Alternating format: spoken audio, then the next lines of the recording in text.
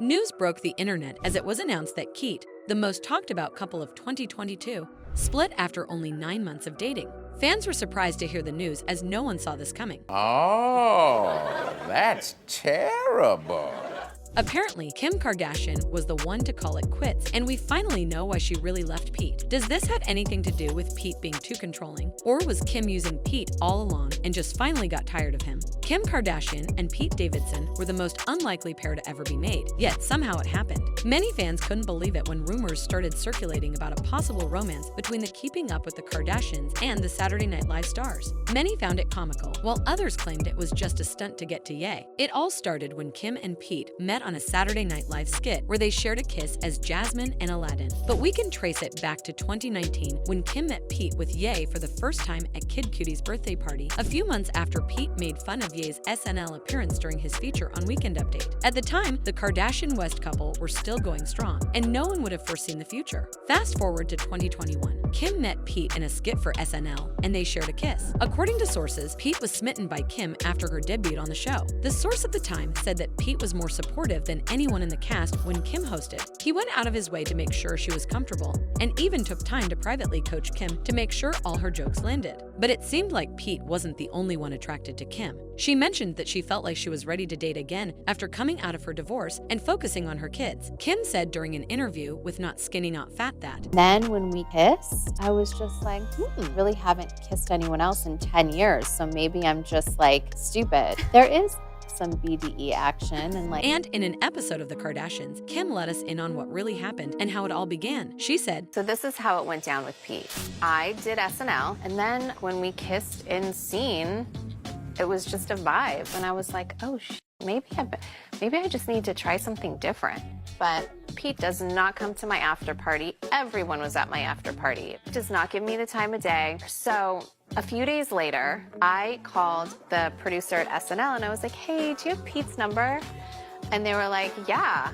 And I text him. I wasn't even thinking like, oh my God, I'm gonna be in a relationship with him. I was just thinking like, heard about this BDE, need to get out there. Soon enough, the couple started dating and made it Instagram official through a post by Flavor Flav where they posed in matching pajamas. At the time, many fans refused to believe that their shocking new romance was nothing more than a PR stunt. TikTokers, in particular, were adamant that it was just a distraction to cover up the Travis Scott's Astroworld incident, where 10 people died. They speculated that the timing was not a coincidence and that the Kardashians are already known for pulling PR stunts all the time. Some even believed that it was damage control to cover up Kim's insensitive remark made on International Women's Day about women's work ethic. Many said that instead of responding to the backlash and apologizing, she decided to post her boyfriend and sweep everything under the rug. And as we all know, apart from the fans, Ye was far from pleased with their relationship as he went online and started his barrage of harassment towards Pete. Ye constantly mocked him, calling him skeet, accusing him of destroying his family and claiming that he wanted Kim back. He even made a post on his Instagram story of a picture of him and Kim kissing and tagging a screenshot of TMZ's headline which read, God's gonna bring Kimmy back together. Keet's whirlwind relationship became more serious as Kim shared with Ellen that she found her happiness in Pete. Like, just go for it, find your happiness. Yeah. And like, I went for it and I took my time and I found it and it feels so good and I want to hold on to that forever. Yeah. Apparently, according to an insider, Pete had been very dedicated to the relationship, always sent her flowers, made her laugh, and flew to see her. He had even gotten the approval of her family, and surprisingly, Kourtney was the one that was most excited about it, as she said.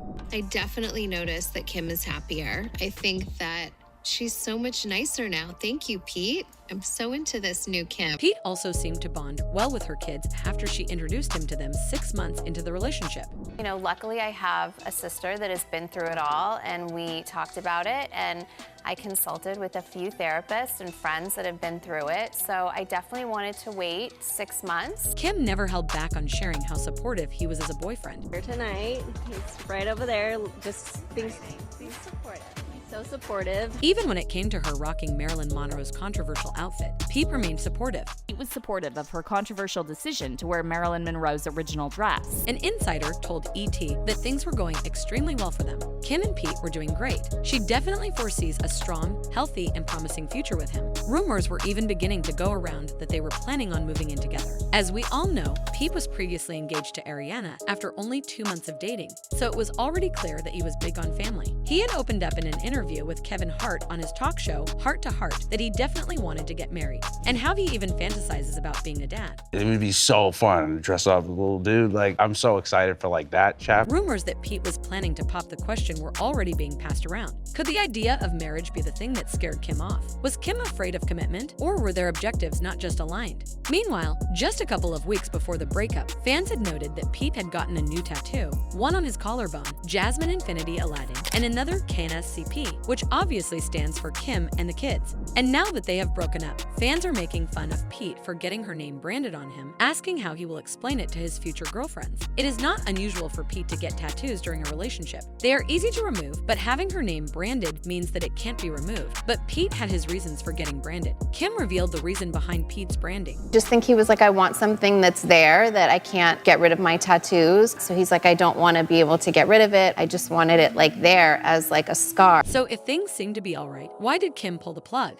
Kim had left some subtle hints foreshadowing the breakup. Like when she visited Pete in Australia, she posted on her Instagram story, "Girls can see the difference between 200 shades of nude lipstick, but they can't see a red flag." And on another post, she said, "Sometimes I wish I could go back in life, but not to change things, just to feel a few things twice." All of this suggested trouble in paradise. According to Page 6 exclusive sources, they broke up because of the age difference. The insider told Page 6, Pete is 28 and Kim is 41. They are just in very different places at the moment. Pete is totally spontaneous. The source continued, he is impulsive and wants her to fly to New York or wherever he is at a moment's notice. But Kim has 4 kids and it isn't that easy. She needs to focus on the kids. Yet another source told the publication that Kim was totally exhausted by the relationship and other things going on in her life. This statement, along with everything else, suggested that Kim was fed up with Pete's immaturity and clinginess. An insider mentioned to OK Magazine that Pete was fun and kind, but way too needy. He became obsessed with her, which was flattering at first but got annoying quickly.